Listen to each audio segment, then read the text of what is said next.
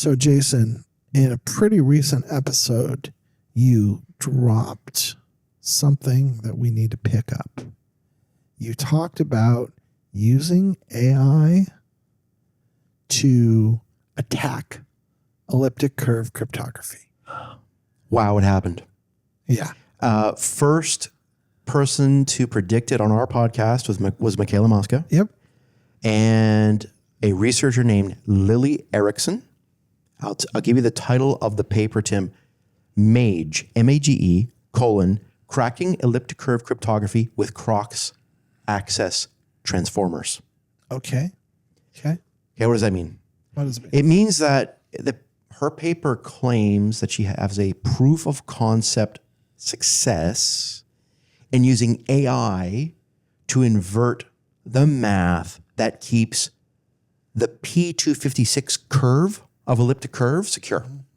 Okay. So a specific, well-known, well-used elliptic curve, P256. So this moves the problem from it's mathematically impossible to break ECC, P256 curve specifically. Mm-hmm. I think we now have to maybe say that it's computationally feasible via deep learning. Whoa. That's a huge whoa. I mean, there's a few woes on this. One of which is this previously theoretical concept of think about how AI, what a strong attacker against cryptography AI can be as a tool and a worker bee and a source of creative approaches. All of that is now validated in a big way. Tim, yeah, it is. Right. And let me tell you, because I want to get to I'm so anxious to tell you about how, go ahead. Holy smokes, how to use AI smart. And we're going to see a lot more of this. Using AI where it's strong and bolstering it where it's weak. Okay. Here's what she did.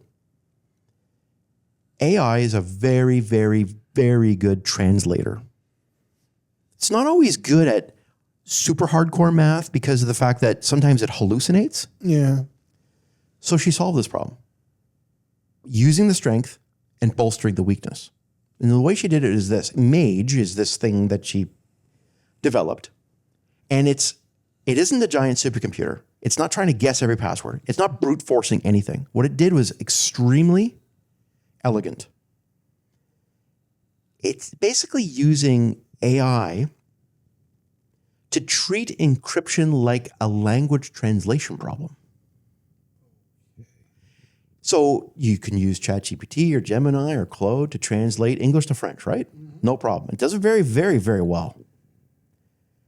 It transforms the nature of how a frontier model works. It's so good at that kind of translation because the words and concepts are already vectorized. Without getting into the math, it does it very well by its very nature. Mm-hmm. So if you use this translating concept, and how do you break P256 ECC?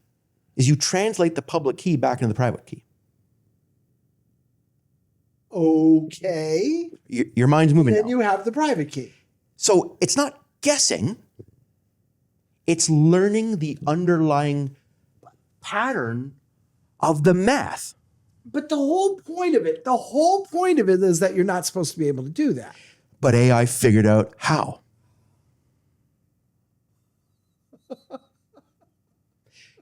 And it was Lily who asked AI, use your greatest strength, translate any pattern you can find here into the private key. No. Was this done? I don't know if I'm remembering a different headline. My recollection is that at this stage, this is done against key lengths that are smaller than what we use. P256. So it's P250. Okay. So three more concepts. You just said that. You said that. Three more concepts, and then we'll drop it because even I might need to hide under the covers.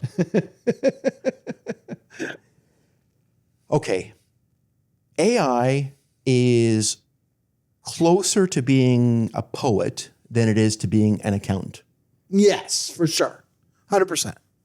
You've said this on this podcast. Right. Yep. Okay. So I used that in my notes because you said something interesting about, its use of language and its replacement of people who are writing and all that. Yeah. So it's very much a very good poet. Mm-hmm. And it hallucinates on the accountant side. It ain't a great enough so that super unbelievable hardcore mathematician types are like, there's problems with AI. Right. Okay, here's what you did. Okay, what makes AI bad with being an accountant, essentially, doing the math of breaking P256, is because most of these transforms for, frontier LLMs are using what's called the Atom Optimizer. And she brought this up in her paper. The Atom Optimizer, translating words, Tim, is like a fuzzy work, right? Because words in English don't perfectly translate into French and don't perfectly translate into Russian. Right. Right? Yeah. And so therefore, this fuzzy logic that comes in with this Atom Optimizer that's inbuilt with most of the frontier LLMs causes the hallucinations. Sure. So what she said is, okay, and I'm not going to get into this too much, but she introduced two major fixes. It's what's called scaling and unit dependency. So basically, she gave the AI a very high-powered microscope into looking at the numbers so that it doesn't hallucinate numbers. And it starts seeing equations with 100% clarity. That she took the fuzziness out. It was the fuzziness of natural language LLM that was causing the problem of these kinds of translations. It's meant to translate human language. If you're trying to translate math, Right. you need no fuzzy.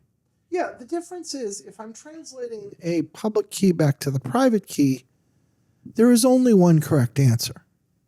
If I'm translating a paragraph in French to a paragraph in German, there's an infinite number of ways you can accurately represent the content.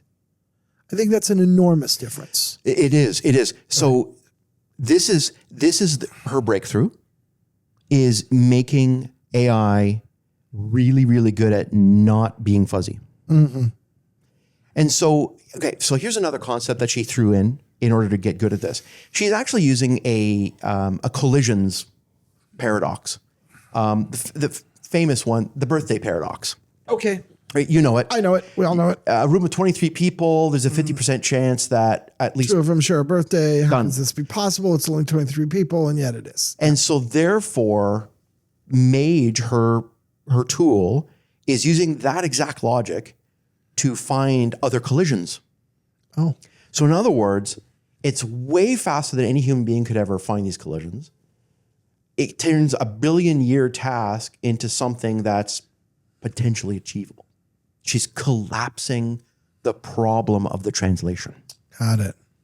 And this is what nobody suspected was possible. Nobody had envisioned this yet.